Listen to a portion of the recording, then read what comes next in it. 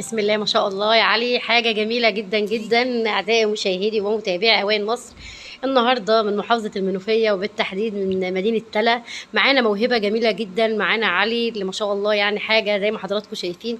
الموسيقى دي على فكرة من تأليفه. وهو ما شاء الله يعني بيعمل موسيقى كتير جدا والأغاني كلها، بس احنا اخترنا ان نبدأ بحاجة من تأليفه. ازيك يا علي؟ ازي حضرتك؟ عرفنا بنفسك. انا علي مصطفى بدر، بعزف الاورج. عندي 11 سنه. بدات الاورج من حوالي سنه ونص. رحت اتعلمت في النقابه. رحت مع دكتور مخصوص، والان انا مع فريق الصقل الانشاد الديني. تمام، قولي انت بتقولي انك بدأت من سنة ونص. الموضوع ده كان هواية من عندك ولا كان مين اللي شجعك ولا قالك ان الحاجة دي هو كويسة؟ يعني من حوالي سنه ونص كان الاورج جه، لان انا كنت كنت طلبته. جايب الأورج ده؟ انا كنت طلبته اه. من امازون. امم. فجه. انا ما كانش في دماغي اصلا ان انا ابدا اعزف عليه لعبه، يعني كنت امم. جايبه اكنه لعبه. فبدات احط ايدي عليه، اشوف فيديوهات من على اليوتيوب، لحد ما واحد صديق بابا اسمه عمو معتز جه شافني وصور معايا. وبعدين خدني وطلعنا على النقابه. وبعدين رحت الدكتور مصطفى السكري. وبعدين بقيت مع فريق الصقر. ما شاء الله، انت كمان يعني شاركت في حاجات كتير قبل كده. اه زي مهرجان سماع، ساقية الصاوي. خدت مرتين متتاليتين ورا بعض اول على المحافظه. ما شاء الله. وفي المدرسة عندك بقى بيحتاجوك في الحاجات دي برضه، اه يعني في الحفلات بقى اه بيقول لك تعالى بقى اه اشتغل لنا شوية واعمل لنا الحاجات الجميلة دي، اه الأناشيد المدرسية اه والأغاني المدرسية. اه ربنا يوفقك يا رب. موضوع انك تتعلم، انت بتقول انت قعدت شهرين اتنين بس وبعد كده بقيت تتعلم ازاي؟ على اليوتيوب ولا ايه ايوه، تتعلم؟ ما هو من على اليوتيوب الاول، وبعدين رحت للنقابه، وبعدين بقى رحت للدكتور السكري.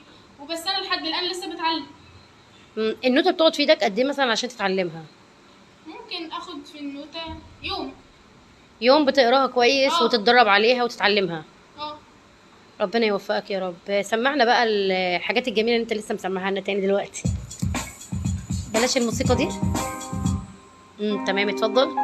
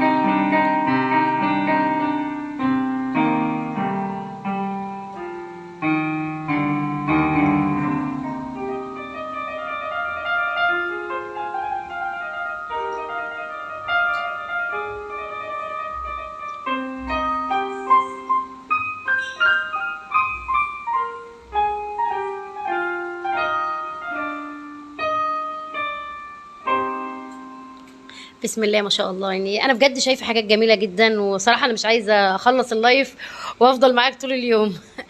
قول لنا بقى انت بتقول انك هتشارك في حاجه قريب، هي ايه؟ يوم 30/9 في الاوبرا، في يوم المراهق العالمي. الموسيقى غيرت في شخصيتك؟ اه ازاي؟ عرفنا ازاي. الاول، انا لما بدات اصلا اعزف مزيكا، امم. انت بتاخد طريق كده يعني، احساسك نفسه كله بيتغير وانت احساس، بص يا بتلعب. فنان، احساس. انت مسكت انت على الوتر الحساس بقى، الاحساس. لما بتيجي تلعب. عندك كام سنه يا علي؟ انا 12. وبتتكلم في الاحساس. ما شاء الله فعلا. الفنان لازم يكون عنده حس علشان خاطر يعمل الحاجات الجميله اللي انت بتعملها دي. ربنا يوفقك يا رب، كمل. بعدها اتكلمنا، انا رحت الاول اعمل دعم نفسي اللي هناك في 57 امم. للاطفال. بس هو احساس لوحده امم. يعني. انت نفسك بتبقى مرتاح اصلا وانت بتلعب غربي او انت بتلعب مزيكا عموما. امم. حاسس ان الموضوع ده هيبقى معاك ان شاء الله في المستقبل اه كويس. مغير اه في شخصيتك ومخليك كونت شخصيتك بدري. اه يعني بعد ثالثه اعدادي باذن الله ادخل المعهد العالي للموسيقى العربيه. امم. المعهد ده بس ناوي بقى اني ما اكونش داخل طالب، اه. اكون داخل متعلم. تمام. قولي انت نفسك تطلع ايه بقى غير الفن؟ يعني انت دلوقتي هنتكلم في المجال الدراسي، في المجال الدراسي نفسك تبقى ايه؟ هو يعني انت عايز تبقى تبع الفن اه برضه؟ كلية اه فنون، اي حاجة تبع الفنون. اه سواء كان دراسة، سواء كان اه موهبتك في بعد كده يعني. اه ربنا يوفقك. طبعا احلى حاجة ان الواحد يعني يختار الحاجة اللي تناسبه في نفس الوقت اللي هي بتفيده. انت بتستفاد في الاجازة بتاعتك بكل الموسيقى وبالحاجات دي كلها، اه صح كده؟ اه ايه النصيحة اللي تديها للاولاد اللي في سنك اللي بيقعدوا قدام الكمبيوتر كتير ما بيستفيدوش بشكل كبير؟ تقول لهم الجدعان وشوفوا الموهبة اللي عندكم وادعموها مثلا. اه كل واحد على فكره ربنا خلقه بموهبه، امم. فانت تدور لحد ما تلاقي موهبتك. انت كطفل التنميك المفروض اصلا تدور لحد ما تلاقي موهبتك. انت لو لقيتها هتنجح فيها لحد ما تبقى الاول فيها. ربنا يوفقك يا رب. نتمنى ان احنا نشوفك طبعا زي الموسيقار عمر خيرت بجد، وربنا يوفقك يا علي، وانت شرف لمدينة تلا ولمحافظة المنوفية بحالها.